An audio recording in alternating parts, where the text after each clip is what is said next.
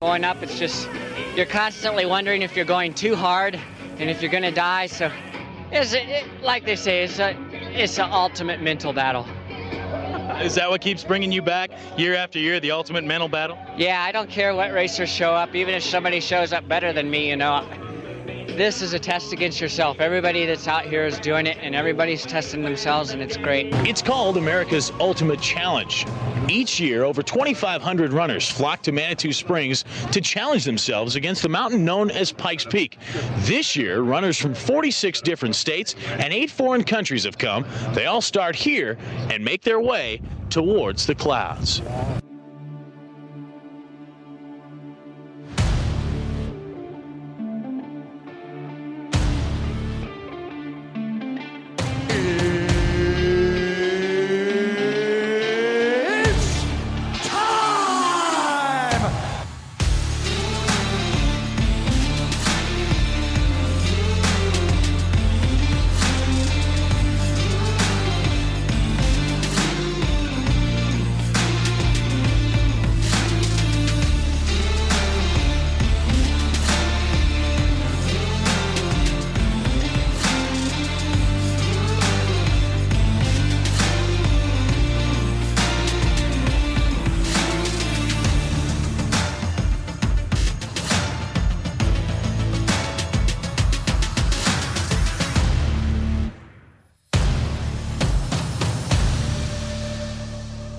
Ladies and gentlemen, we are live.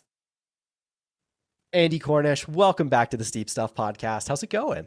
Good. How are you? It's good to be back. It's nice to, I'm good. I'm doing really well. It's good to catch up and talk uphill with you and talk Pikes Peak and just see what's been going on. You just got back from the rut, right? How was the rut this past week? Yeah, it was good. I kind of have been like really loading my schedule in with racing, as you probably saw. And so the rut was kind of a last minute throw in, kind of iffy if it was going to feel good or not. Definitely didn't feel amazing, but it was, I love that race and that weekend, like such a cool experience every time I'm there. And I just love getting to be part of it. It's like, aside from Broken Arrow, we don't have many big like running, I guess Mammoth too, but I've never been to Mammoth. But it was super fun either way, really good training. And I came out of it kind of being like, if this is my first like not great race of the season, then I'm very lucky to have had a good season. So it was good. I love it. Well, we're going to talk about all of your experiences, but one thing I got a question for you about the rut. Was it weird that they cut it short, like for the vertical? Like, would you have rathered it going up to whatever, 4,000 feet or whatever up or 3,000 something? Like, I think so. Yeah. I mean, in a normal year, it's hard to tell because this year, like from the gun, I was like, okay, my body's a little tired. Like I need to chill. But, every VK I've done in the US has gotten cut short this year because Broken Arrow, I guess it was an Ascent. So that was a bummer. And I'm all for like getting to summit. I love when you get to finish on the top of something. And so definitely a bummer, but I'll be back. I'll do it again for sure. What did they do? Did they like you guys finished and then they didn't do a live stream this year, which I was really bummed about. But like, did you guys just like stop like on like the side and then have to walk down or take essentially we had to descend like 800 feet down kind of. It's funny because I've done the route only twice and I did the 28K 2 years ago. And same thing happened. Like they were also working on the tram then. And so I've never summited Lone Peak, which is crazy. But we basically descended where I descended that first year, which is like this like super steep, like rocky kind of dusty area. But it was fine because, I got to talk to people the whole time and, met some people. But yeah, it was definitely crazy having to like descend 800 feet to the chairlift or like walk on like a flat cat track to get to the chairlift. Interesting. If you don't mind me asking, is it super far from Jackson or is it like just is a few hours, right? No, it's like 3 hours, 3.5 to the base of Big Sky Resort. It's like 4 to Bozeman. I like to think that Jackson is kind of like the perfect epicenter because it's like 4 hours from everything. Every big mountain, 4 hours from Park City and Salt Lake, from Bozeman. I guess it's not close to Colorado, but from all those other states, it's close. Dude, Colorado is so far from everything. I drove out. I was in your neck of the woods for Grand Targhee. I went out this year and raced it, and was like, dude, this is so far. This is like a 12. I was like, no, I was in the car, I think, for like 9 hours, something like that. So it's not, it's not close from Colorado. No, Like, no. But it's an amazing place. I'm not going to lie. I shouldn't say that on the podcast because we don't want more people moving there. But that said, it's pretty dope. I was going over the pass on the day I drove home. Like I went home Saturday after the race, and like I was going over the pass. I was like astonished by the amount of people at like some of the, like the trail parking lots. I was like, yo, this is a lot of people. I mean, granted, it was Labor Day weekend, but I was like, this is crazy. You'd still think, though, I don't know, late in the summer, you'd hope it wouldn't be crazy. Yeah. But I think it's just starting to slow down in areas now. But even then, like, there'll be days when it's rainy and I like go run up the resort and it's like the trail's packed. So I'm like, well, really? people... Even at the resort? Damn. Yeah, I think it's just because there's like different times of the year, you know, like during the summer, it's like when a lot of families can come in. Right now, this is when a lot of people who are like, I want the quiet, and they come, but then it's like not that quiet. So is the snow should fly pretty soon for you guys, right? It's like, I know it snows a little bit earlier up there than it does down here. Right? Yeah, it definitely has. Some of the tops of the Tetons have gotten a little bit of snow. Which is like good and bad. I'm obviously super excited for ski season, but I had, just with the way my season worked, I was in Europe for a good portion of that like dry period for the Tetons. And so I had I wasn't super set, but like I really wanted to do the picnic this year and try to set that women. I wasn't like completely tied to it, but if it worked out, it worked out. But there's snow in the Grand right now. And so I don't know. We'll see what happens. Like I'd still love to just go do like a fast Grand effort, but it gets pretty icy up there. And when it gets snowy and icy, it's not as safe, I would think, to do a faster effort. And so if we get a mild October, maybe, but it's hard to say. I don't know. That's a tricky one. All right, let's get into it. Let's talk about Europe, your Euro trip, because I know you've raced over in Slovenia. Did you were at the trail team camp as well in Germany, right? Or no? Yeah, I was. Yeah, so you did do both. Talk about that. Like, what was it like going from this big trail team camp the week before and then going to race an uphill in Slovenia? Were you tired going into this race? And like how I luckily had a pretty like awesome Europe experience. Not that I haven't not had one of those before, but you know, it's definitely a different year for me going in and focusing mainly on uphill races and like uphill adventures. And so when I got to Europe, it's like the land for uphill people pretty much. And so it was hard to not go overboard. So because I did that first, I guess backtracking, I did that first race in Switzerland. The Barhorn. What is it? Yeah. Barhorn Turtemantel or something like that. Turtman. It starts in this town called Turtman. Probably not pronouncing it right, but and so starting there, which was a race, I had 10,500 feet of gain all uphill. And so like starting on that note, and then quickly I went into a week at Chamonix, and so it was like I just was doing a lot of uphill. And I actually ended up having my biggest week ever unintentionally of like, I gained 32,000 feet of climbing one week. And I was like, okay, like, and I was really lucky because my body, it seemed to have it's held out. I like just started feeling a little bit tired, I'm very lucky for that. And so I wasn't originally going to go to Slovenia. I was just kind of like, didn't really think about that. Didn't really, I didn't want to just go somewhere just for a small VK. I didn't quite realize it was like an uphill, big effort. Not that VKs are small, but just like time wise and traveling. And so then I was like, okay, I'm going to go to the Germany camp no matter what. And then I saw Andie's email and he was like, anyone want, last call for the races? And I was like, yeah, absolutely. Like, I would love to. I saw that it was this 6 mile, 4,000 feet of gain. And I was like, this is perfect. This is what I've been doing. And so I went, and it was such a cool experience to like be with Americans again for the first time. Like I hadn't been around any Americans and like, which is great. I mean, it's awesome, but still it was cool to like be with all my friends and then travel together to this country that like none of us have been to. And it was absolutely amazing. Like, so I think everyone's been saying, Slovenia is really underrated. It's going to get big. And I can see why, because it was pretty spectacular. Oh, it was legit. Okay. Yeah. All right. Let me backtrack a little bit because I got ahead of myself asking about the trail team stuff, but I do want to talk to you about your performance at the Barhorn. Second place, obviously. What was it like? Because that was, that's a crazy race. 10,000 feet of vertical. Like, how low do you start? Like, do you start like basically at sea level and then go up? Like, what's the bottom and what's the top? This is crazy because I was thinking about this the other day. I was like, what elevation did we start? Because I don't, Switzerland can be kind of high, but I think we started at like 2,000 feet, maybe. Nothing crazy. But then, yeah, it was actually another crazy day because there was weather at the top. And so the day before they were like, we're not going to be summiting which I was really bummed about because not only was this like a cool race, but like a really cool feat, you know, to summit Barhorn, the tallest hikeable peak in the Alps. And so I kind of went into that day being like, all right, well, I'm gonna go to where it stops, which is still like 9,000 feet. But then I was like, if I'm feeling good, I'm gonna summit either way. Like I just really want to get to the top Just gonna of this. keep going. Yeah. Um, and so I was definitely pretty nervous, but I think going into it, I just knew that it being my biggest day ever of running vert wise, no matter what, it would have just been like an awesome day. And so I think for me, that works really well mentally, just having that like, you know, that pressure. Obviously, I'm competitive, but also just like go have fun, see what your body can do. And I honestly think like it was a crazy early start. I was just like half asleep. And then when we started, I just realized my body felt pretty good. But there was just no real pressure at the beginning, which I really liked. It was like, you know, I kind of just stuck with people. And if someone moved ahead, I'd be like, all right, they're having a good like moment right now. Like just keep doing what you can do.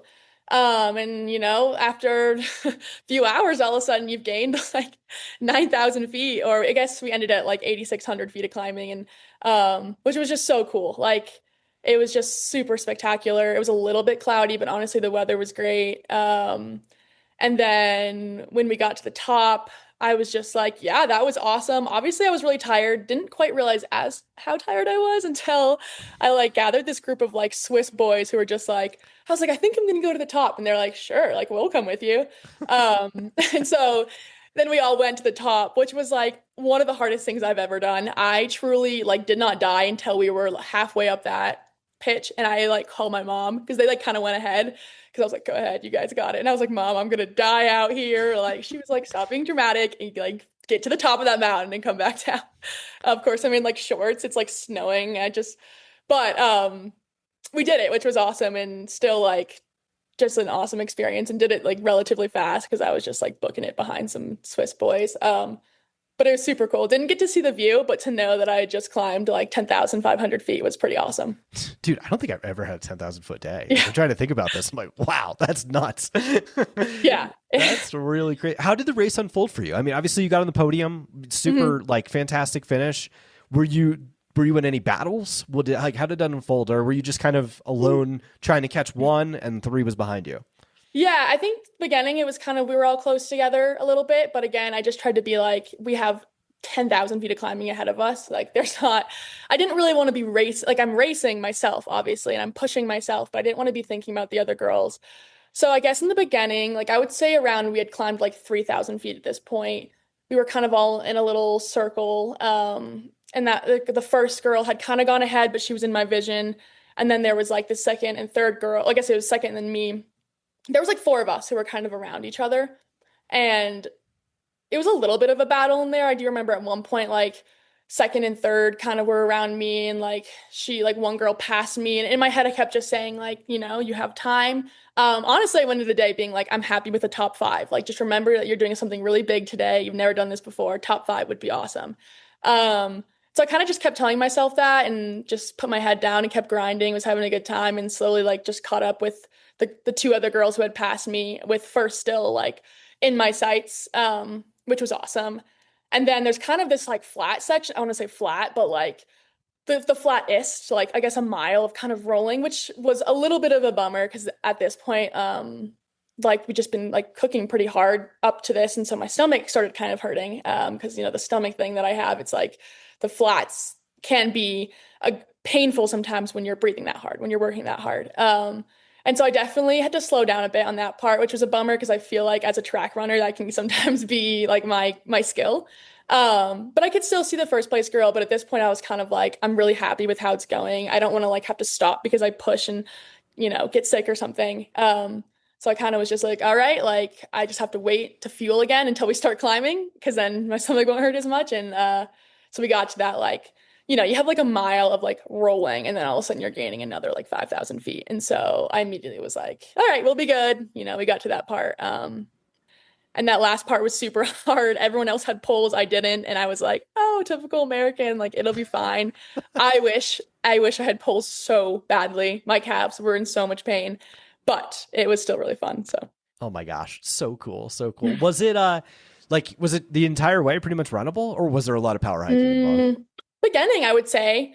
But it's interesting because when you have a race that big, I learned from the Europeans that they do really lean into that power hiking or that slow, like working into it versus like blowing up in the beginning and dying. But I would say it was very runnable in the beginning, and then the end is obviously just like straight up and some technical sections and yeah, like some running sections, but I would say like at that point you're pretty tired, and so the power hiking was more efficient. I like it. I like it.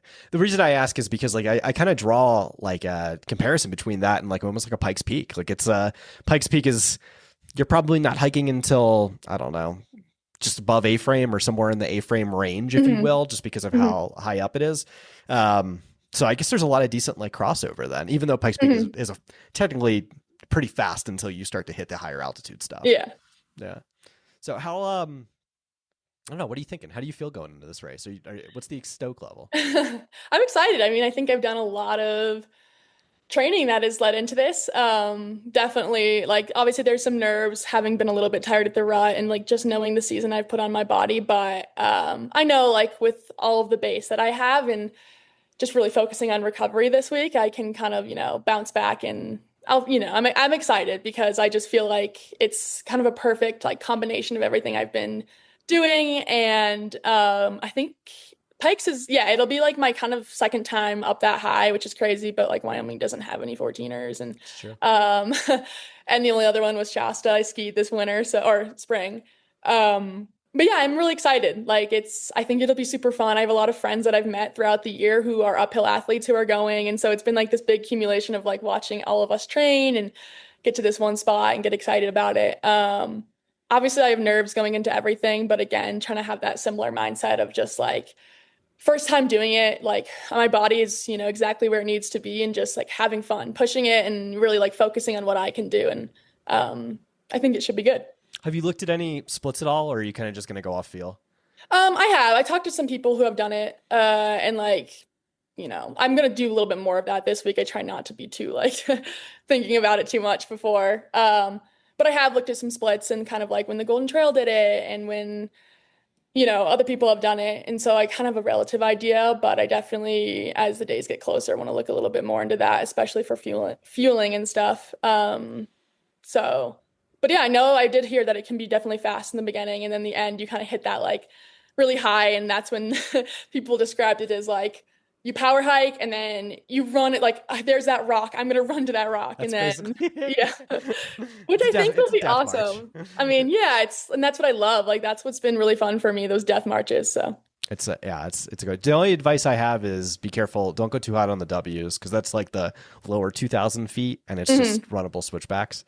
Yeah, that are like not now they're a little more technical, but like not super technical. But it's like it's so funny. I shouldn't say funny. It's terrible to say that. It's like people really blow up on those very easily. I don't know. Yeah, I definitely so tempting to go like out hot. Yeah, I learned from Barhorn that starting slow was key. Like I just started. I was so chill. Like obviously you're working, but in no world do I want to be feeling like I'm dying because you have so much race left and you can really gain on people. Like people can be minutes ahead and just drop. So, oh yeah. People die at this. Yeah. Like there's a good story. Francesco Pupi, the guys were telling me like Francesco Pupi in like 2023, like literally died on the side of the trail and like came back to life and like started catching people behind, like, once he got above tree line. Like there's some stories of people like having really tough races and then resurrecting from the dead. So it can be done. Yeah. Okay. So that's good. Let's talk nutrition. Like how has your nutrition strategy kind of changed as you've been, I mean, it's all been uphill races this year, right? So it's almost like, fueling is very important because of how much you're burning, especially with all uphill. Have you adjusted your fueling strategy for stuff like that or? Yeah, I think that in the past and why a lot of this stomach stuff happened, as I mentioned before, was just it's just inability to fuel properly. It's really challenging coming from being a track athlete where they really teach you nothing. But I've quickly learned that like liquid carbs and fuel mixes like that are the easiest on the stomach, but also just the best way you can get carbs in, you can like really pack those mixes in and like sip on a bottle and have 90 grams of carbs right there. And I'm really thirsty when I run. I'm not really hungry. And so I have like loved doing that. I'll always bring some I have my Untapped Maple, my nutrition sponsor. I'll bring those, and those are awesome. But a lot of the times I'll have like their drink mix or just like some high carb drink mix that is works with the stomach. But I just feel like it's the only like I actually kind of crave it during the races, and it's just easy to like sip something and then have a ton of carbs in your system versus like gels and goos are just the hardest things in the world for me to eat when I'm running. Yeah, it's not fun. That's I've tried like there's some people who can do it, but I don't know if I'll ever be that person. I used to do like the Morton gels and it just was not awesome for me. I just started messing with Precision. I gotta say, I like the Precision taste better than the Martins. The Martin, it's like a texture thing. I agree, and I think Precision might be a little cheaper. I don't know. It's all about like that hydrogel component, obviously, and like what protects the stomach the most. But yeah, I've heard great things about Precision too. So. Yeah, all good stuff there. One thing I didn't get a chance to talk to you about, I think you did it. It was either it must have been right after we had our last conversation. Was winning the Mount Ashland Hill Climb. Talk to me about that race because that's like a legendary race. Yeah, it was super awesome. Honestly, like such a great way to open the season, especially because it was just such a community-oriented race, but so competitive still, but still just like I really, after having raced Golden Trail a lot and these like really high profile, but like very focused on the elites, I just forgot how much I missed like what made trail running. Trail running is the community. And everyone was so open and welcoming. And I was definitely nervous because again, that was like my first uphill, like long uphill race. And it's very runnable. I would say I pretty much ran the whole time, which was a whole different sort of pain because I had never done that before. And that is totally different. Like this uphill grade where it's like too flat to power hike, but you could run it. And that like really killed me a little bit, but it was a really awesome experience to start with. Yeah, and it was, I was largely alone pretty much that whole race. And then at the very end, I kind of like thought I had this gap. That was good. I was starting to bonk a little bit. And then at the very end, there's like you hit the mountain and then you basically have 1,000 feet of climbing. And the girl, like the second place girl, was right behind me. And I was just like, at this point, I kind of had a moment where I was like, well, this is it. I'm so tired. And so I kind of just like put my head down and was like, well, if she passes, she passes, like kind of being a little bit weak in that moment. And then at the very end, I think we had like 50 feet left of climbing. I just like stayed on her. That's all I did. And I just like had this final surge that she just didn't have. And she was like afterwards talking to me about it. She's like, where did that come from? I was like, I'm a track runner. I pushed as hard as I could and won, which was really awesome. But just such an incredible race. I mean, the race director's son is one of the most insane runners. I mean, I forget how old he is, maybe like 10, 11. And at like halfway through the race, this kid comes by, the most beautiful form I've ever seen, passes me. And I'm like, oh, he must be like one of the walkers who started early. And it's just like a kid who's just like running, No, he like got like third. I don't know. Insane. So, but it was a really cool, big community of people who are also really into ski mountaineering, just because they live around the volcanoes and stuff. And so I met a lot of really cool people, and I met a woman who we've been in touch since. She's going to be racing Pikes too. And so that was a really, really awesome race. So cool. So cool. Does it start in like town and then like go up to I guess their local like ski mountain? Yeah. Okay. So it starts like in this like really cute little nature area, kind of like right on the outskirts of town. You basically start in this park and then you run maybe like half a mile on asphalt and then you turn and you're pretty much on dirt road the whole way. And they also start the bikers like 10 minutes before us. The whole race is like bikers versus runners. So it's pretty cool because the whole time, even being alone, I had people cheering for me, cheering for people. It was pretty cool. And like there'd be some moments where I'd be really tired, but then I'd see the bikers just grinding. And I was like, well, at least that's not me right now. And so it's also fun to catch the bikers. Yeah. But it did make me kind of want to do it. Like I was like, I kind of wish they did a year where it was like one day's the bike, one day's the run. And then try to see like have that overall category, of course. But yeah, it was just like there were so many people out there. And they all just love it, Anywhere you go in town, people were just like, oh, why are you here? And I'd be like, oh, the Ashland Hill Climb. They're like, oh my gosh, like love that race. So I have been telling everyone about it. I'm like, that's one to do for sure. Interesting. I got to ask you this because you've had such an interesting dichotomy this year of you'll get like the whole spread of American races on the uphill scene, and then you've done quite a few now, like including a WRMA final race that's like a European. What do you like better, like the European scene because it's different versus the American scene? Like what do you enjoy more? I know this is a hard question, but what do you enjoy more, and like what do you think we can adopt from the Europeans that we can bring into the American scene for more uphill racing? Yeah, I mean, I think I just love it. Yeah, they're very different. I think what's really fun about the European races right now is that it's just there's so many. And they just have it really dialed down, but you're not necessarily like every US race, I feel like you're kind of not that it's a bad thing, but racing the same people, or like it's like there's not a lot of you're not like meeting a ton of new people because it's like there's only so many American races. Whereas in the, Switzerland, I like showed up knowing nobody, and I'm obviously a bit of an extrovert, like love to talk. And so I just end up meeting all these people. And they're just so excited to have Americans there because we just don't, we have these very set few races we'll go to or we prioritize, which is, there's nothing bad about UTMB, but there's so many other cool races in Europe that I feel like get overlooked. And obviously, I think a big part of what the US could do is bringing more uphill races that aren't just VKs. Like we only have VKs, which is awesome, but there's like plenty of, the Rendezvous Hill Climb is just now getting bigger. It's just like bringing in, some of the pros, and such a cool race, by the way. Such a cool race, exactly. And people love it. And it's like that grind. It's really what trail running is about. It's the ultimate test of just grinding the whole time. And there's so many places in the US where races like that could exist, Someone was telling me, this woman I met at Ashland, that there's this run in Palm Springs, I think, that goes to the top of some peak, and it's like 7,000 feet. San Jacinto, maybe something like that. And there's a train that'll take you back down. Like there's so much access to it. I think. Oh, Baldy. Maybe it's Baldy Hill Climb. It might be. There's so many Baldies. Well, in LA too, but there's so many. We have the access to it. I just think because it's so like trail running is so much newer in the US, we're really like kind of just getting into that like sub ultra scene almost, and like we're not quite adding on to the uphill scene yet. And you can totally see that as like we don't use poles, but all of the smart Europeans do, and I can see why now because oh my gosh, they help so much. I got to use one in a training run and I was like, checks out. Like if I lived in Europe, I would also be using poles all the time. Yeah, but I think there's a lot of ways that you can have more racing, like more big races in the US, or like they don't have to be big, but we just like put all our attention on these like certain ones. And I think that Europe has a really awesome way of just having so many that allow runners to really find their niche and be good at certain things, and not just like I'm a sub ultra runner, because really what does that mean? There's so much range.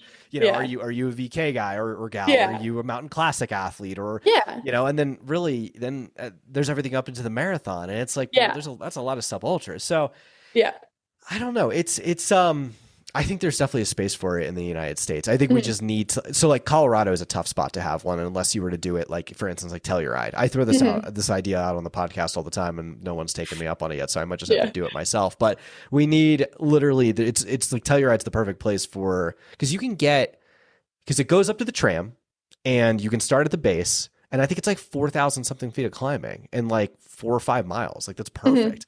So there's so many different spots. And then Jackson with Rendezvous. Have you ever thought about doing Mount Washington? Because that would be right up your alley. Yeah, I would have loved to this year, but obviously it's like a whole process of getting in. It is, it's hard. Yeah. I think that I will try to get in this next year, or like just start like trying the process of getting in. Because I do, again, love the East. Like I have such a background with the East, and it'd be really cool to go back and get to do races there. And it's kind of such an iconic race. I this year was going to try to the race to the top of Mount Mansfield, to the top of Vermont. Yes, a little bit smaller of a race, but like, again, that's my college days right there. But I was in Europe for the uphill finals for that. And so I'll have to do that one again. Maybe next year I'll do it, or some future I'll do it. You would be Joe Gray's favorite athlete. I'm going to tell you. I know. That's like his jam. He like loves, brought up the race to the top of Vermont one time. I'm like, what are you talking about? I didn't even know that was a race. Like, So no, he's been an awesome person. I haven't even officially, maybe I've met him like once when he was here. Our paths have not crossed, but he has been such like a mentor. He doesn't even know it. But because he is one of the only US athletes who really was like, I'm an uphill athlete, and like not just a VK athlete. That's very different than like an uphill long distance, and he's good at both, obviously. But And so a lot of these races that I've found and a lot of like how they've gotten popularity is they, their claim to fame is like Joe has raced this. Joe And I'm Gray. like, okay, so if he's raced it, clearly like I should do it. But this year has made me really interested in kind of, I haven't been doing like I had maybe a goal of being like putting out all this content of being like here are the most famous or like the must do uphill races, which during the season got really crazy. It's hard to keep up. But I think it would be cool to like work with Joe and some of the other uphill athletes and like really kind of formulate some sort of content or like book or something that's like a circuit about how uphill running is, up and coming in the US, and it's such a cool thing. And there are a lot of uphill only athletes I've met who really just do the uphills, whether that's for injury or whatever, but no one really talks about it in the US. They're kind of just like, where's the next 28K, which is great, but That's what it's everybody not wants to do, feasible all the though. time Yeah, to yeah. be consistently racing 28Ks every weekend. Like sometimes you can't do the downhill. It's true. You know what? Oh, man. Have you met Rena yet? Rena Schwartz? No, but she is on the trail team. Yeah. She She's also is racing Nordic Pikes. skier Yeah, also, yeah. which so I don't know how our paths haven't crossed yet, but they will soon, I'm sure. And lived in Vermont. There's like Yeah. or like is from Vermont, I think. I So, think yeah, she's yeah. a bit, yeah, I think she might be a bit older than me, but I am heading out east in a little bit to potentially do well, I think I'm going to do it, the uphill Canadian champs. Yes. Sweet. Yeah. So maybe when I'm there, I'll reach out to her because she looks like someone I would love to like get to know and train with, or someday trail team will meet, I guess. Yeah, yeah. No, I think she's gonna be at Pikes too. I'm pretty Oh, sure. sweet. Okay, then Yes. that's where we'll meet. You might get to meet her there. Yeah. Yeah. No, super cool. Super cool. Yeah, I love that I'm seeing more athletes talking about the uphill stuff just because I think we either need some sort of circuit or series. I almost forgot about Loon too. Loon's another good one, like Loon Mountain Race, which is super cool. But yeah, we could use like like an uphill series or something like that across the US. I think athletes would get super excited over that. Yeah, and like I don't know, we're at such a point right now where we have the ability, it's like trail running is getting big and there's a lot of support around it. And so people are, I think a lot of companies too are like, how can we jump in on this? And I'm like, okay, well, there's already like a Golden Trail series. There's already a Sky Running series. Like, if a brand really wants to do something cool with it, make more of like an uphill series and not just, everyone always goes, oh, so VKs? And I'm like, actually I've raced like one VK. It's actually like, Yeah, a lot more than that, which VKs are so hard in their own way. They're terrible. And I love them, but I'm definitely more trained right now with the base I have to do these like big uphill, like 3-hour, 2-hour races. And they can exist. We have lots of mountains in, the West. So You're gonna be so fit for ski season already, like with all the vertical you're doing. Oh my god! It'll be cool to see because normally I feel like I come into ski season being like, oh, I don't know, and like I have a lot of base, which is cool. Excited for that. Do you have any big objectives you want to do, like in during ski season, like ski the Grand or do something like that? Or? I mean, the Grand is always up there. It's not necessarily like something I haven't done because of any sort of reasoning. It's just timing, like weather, I kind of just always want to, like, I want to do it on the right weekend and not just force it because I have to do it this year. But I have a feeling this is going to be the year for that. Yeah, I don't know. I really got to sit down. I've been so busy with all these other running things that, and as I speak to these new brands and companies, I really want to see, this is kind of the signing period, but I'd love to see what they think and like what these people I'm talking to want me to do or like kind of get some guidance in that regard. Because skiing without having the competition side of it, I've found it's like so much more broad, it's like, what do you do? But I would love to do, I have some, there's always some big ones that I'm looking at. And then also I think I would love to dabble a little bit in the free ride side this year, and do some of those free ride comps just because I think that can be really helpful to like, for skiing in general and just why not, Yeah. That's so cool. All right. Back to one more thing on Pikes. What's going to be the race shoes? Like, what do you think you're going to wear on race day? I've been wearing those, the Silens, those Arc'teryx ones, which have been really awesome. I've like loved using those. They've been great for the uphill. They are super comfortable. I did get my hands on a pair of the new On Super Shoe at TrailCon, which are like really, really comfortable. So considering that, but they're, they're not as technical, I would say. I think some people use them on more technical terrain, but it's also all uphill, so it could be a really nice shoe for that. So I kind of got to think about that this week. I'm going to bring both and decide, but I would go Cush and Pop, whatever's got the best pop. Because you can, I like, feel I know on. I have friends that wear like road shoes for the Ascent, and like, oh yeah, it's not technical. Like, there's not. I don't think there's even. There's not one. I don't think there is any technical sections. The most technical spots I think are on the W's, like in the first 2,000 feet. Okay. Everything else is like a road, so it's sweet. Yeah, perfect. And I kind of was leaning towards the on ones just because they are like super nice for that. So I had a buddy. Shout out to George Foster, legend. He's used to be a Hoka EU athlete. I forget who he runs for now, but he ran the Ascent last year, and he wore. I don't know if you've ever seen the Hoka Super road shoes, the Cielos. Yeah. And he had them like shaved down with like a Vibram, and he had like a Vibram outsole like put on them. Yeah. And like they have like no stability whatsoever, but just so much cushion and so much pop for the Ascent that I was like, oh man, like that's a nifty uphill shoe. I was like, you could get away with that. So yeah. Good to know. When are you headed out to Colorado?